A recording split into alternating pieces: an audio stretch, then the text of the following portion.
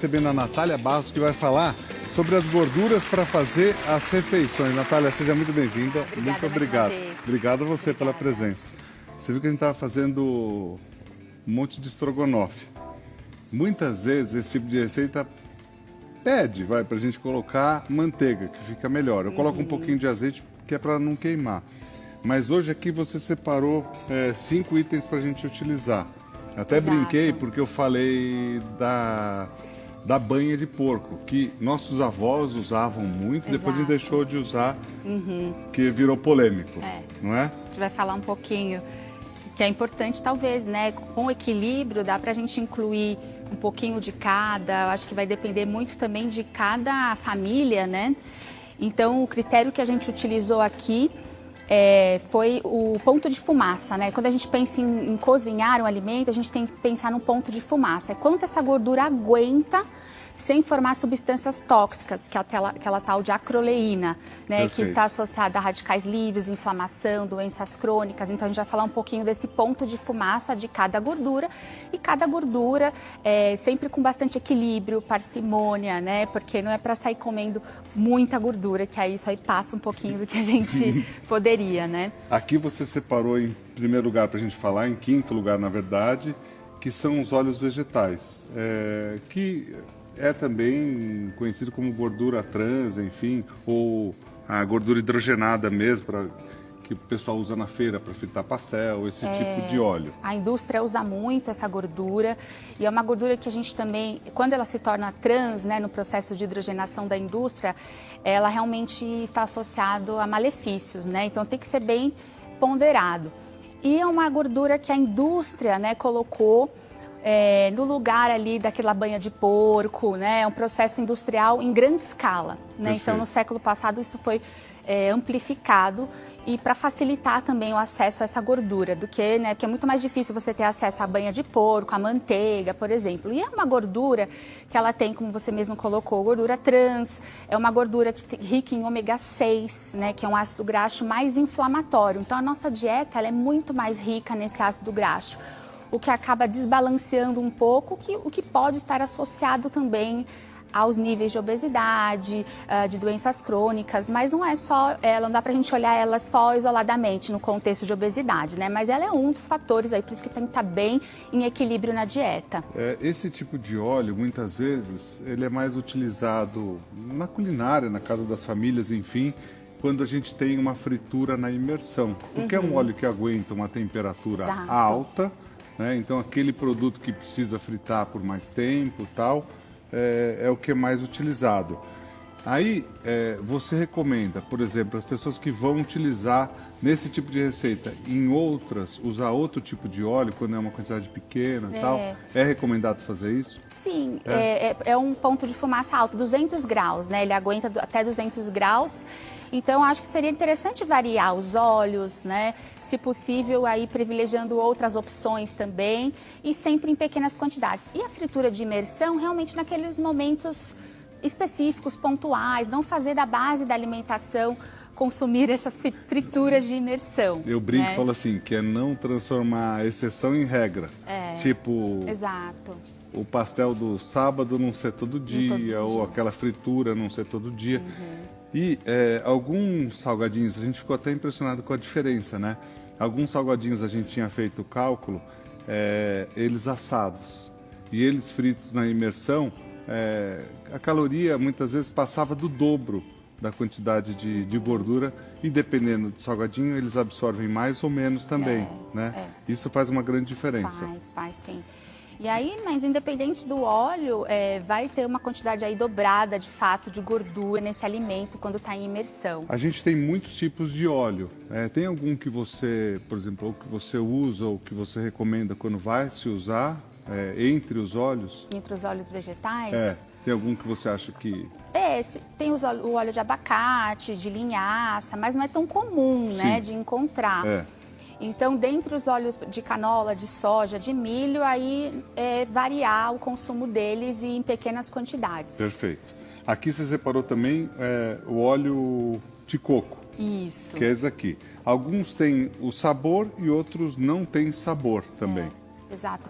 O óleo de coco, o problema dele é a gordura saturada, né? Então, 90% desse óleo é feito de gordura saturada. E o ponto de fumaça, né, o quanto ele aguenta em temperatura, é menor que o óleo vegetal. Ele é menos resistente ao calor. Menos resistente, então é uns 170 graus mais ou menos. Então, assim, dependendo da cocção, da preparação, precisa avaliar se faz sentido ou não você gerar mais substâncias tóxicas e também consumir a gordura saturada, que é uma gordura ruim, né, em quantidade. Agora, interessante você estar falando, quando ele não era tão divulgado tal, e começou a ser mais divulgado o óleo de coco, tudo, e as pessoas falam assim, fazem tudo no óleo de coco. Eu vejo, eu faço omelete, agora não tem mais problema, que eu uso o óleo de coco. Então usa para fazer o omelete, que a gente fez aqui no caso, ou usa para passar um bife, aqueles que não tem o sabor, ou com frango, até o coco combina também, faz com o sabor mesmo, e faz um uso indiscriminado.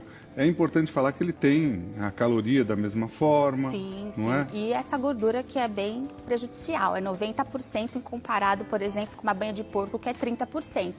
Então, é uma gordura que, assim, na culinária asiática é muito utilizado, mas eles têm que equilibrar os tipos de gordura da dieta. Não dá só para a gente colocar saturada ou só insaturada, né, que é do óleo vegetal. Pelo que você falou, por exemplo, se você for consumir, no caso, você prefere consumir a banha do que o óleo de coco?